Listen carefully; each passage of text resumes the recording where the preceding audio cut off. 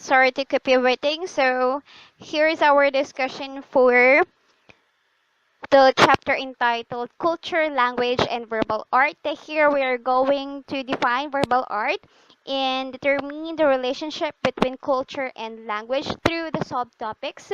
We have three. First one is verbal art as literature and social rituals, engagement and interaction between audience and performers, and literary and cultural values of verbal art. So we're going to start with the first one, verbal art as literature and social rituals.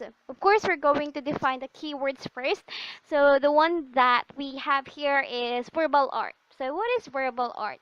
Verbal art includes not only spoken word text but all forms of art created with language, including literature. While it's the fact that we studied that one of the types of literature is verbal art. And when we say verbal, it has something to do with spoken. So once we hear this verbal art, what comes into our mind is that this is a type of literature that is spoken. That's it. So it's already answered why verbal art is considered as literature. Okay, so verbal art as literature.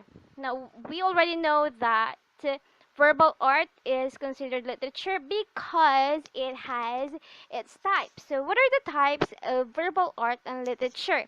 We have the first one. Okay, so I just have some few, but there are others. Of course, we're going to research on that. But for now, we have the folk tales. So, what are folk tales? These are stories that grew out of the lives and imaginations of the people or folk. They have always been children's favorite type of literature. Their popularity springs from their imaginative characters, their supernatural elements, their focus on action, their simple sense of justice, their happy endings, and the fundamental wisdom they contain. Examples are Little Red Riding Hood and Snow White and all the other princesses stories. How about you? Do you have your favorite story that is somewhat told by your grandparents?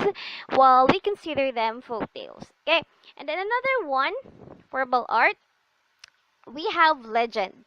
So this one is a semi-true story which has been passed on from person to person and has important meaning or symbolism for the culture in which it originates. So this one varies from one place to another place, or one condition to another condition, or one situation to another situation.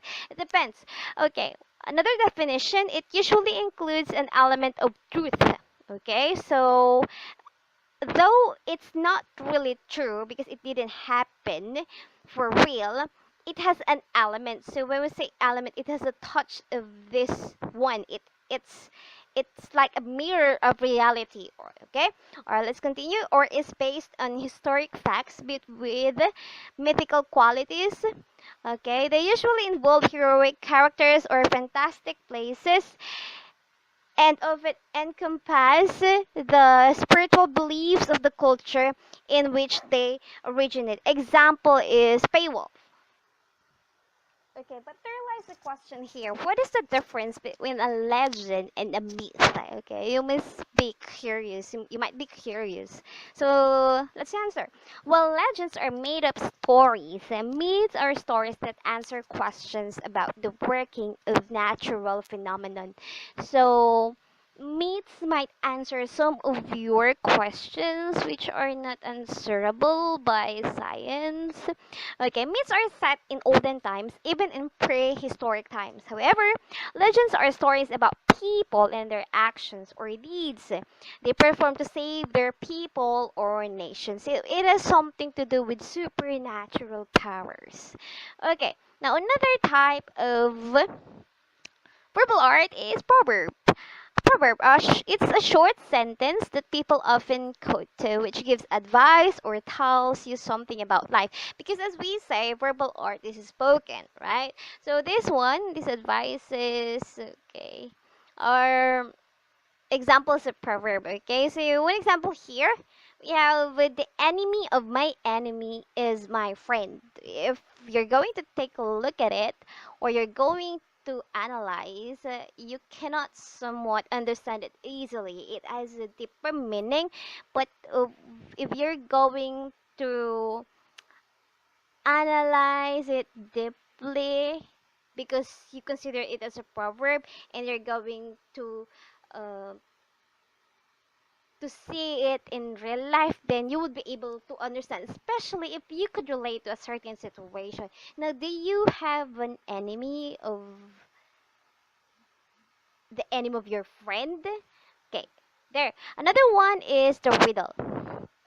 Okay, so it's a statement or question or phrase having a double or veiled meaning, put forth as a puzzle to be solved. Example. You know this one. The more you take, the more you leave behind. What am I? Of course, I'm giving English examples. I know that you have a lot of examples in Filipino, but what's the answer for this one? The more you take, the more you leave behind. What am I? They are footsteps. Okay, so this verbal art, types of verbal art are usually transferred from generation to generation orally. But of course, since they are recorded in the history, no, one of our roles in literature is revelation, right? So it's part of history. We could say that they are somewhat written, but originally they are spoken. Okay. All right. So let's have now the discussion between verbal art as social rituals. Of course, we already defined verbal art. Now we're going to define social ritual. Okay, how do we say that verbal art is considered as a social ritual? Okay, what's social ritual first? Okay, let's have ritual. Ritual is a social behavior specific to given culture. So, when we say ritual, it is something that is performed by a certain culture. Of course, we have different cultures, therefore, we have different social behaviors. It varies from one place to another place. Okay, from one region to another region, and so on and so forth. Continue. It is used to reinforce social bonds and structure. It is passed on from generation to generation. Actually, this is the qualification why it is considered as a social ritual, because it's passed on from generation to generation. Like verbal art, in order for it to be preserved, one must reinforce this and pass to the new generation. Okay, so verbal art as social rituals. Thank you for listening. I hope that you subscribe and watch more of my videos. God bless.